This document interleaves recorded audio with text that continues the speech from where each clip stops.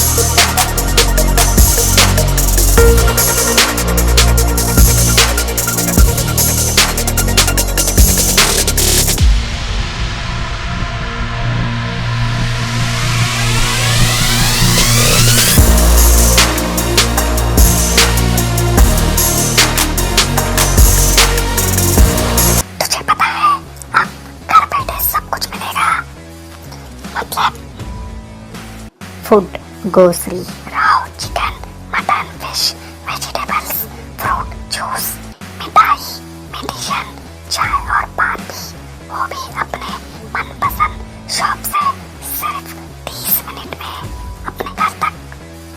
अरे वाह, मैं तो अभी ऑर्डर करती हूँ। क्या बताया? ऐप का नाम बिगोस। तुम इस ऐप के बारे में किसी को मत बताना। सुना हमने? किसी को मत बताना।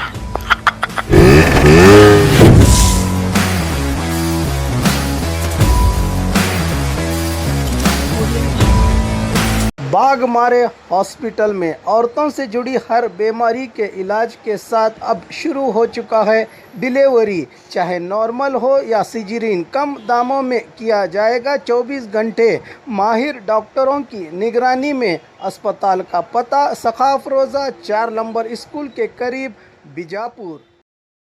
और खबरों के लिए देखते रहिए बी न्यूज़ नेशन।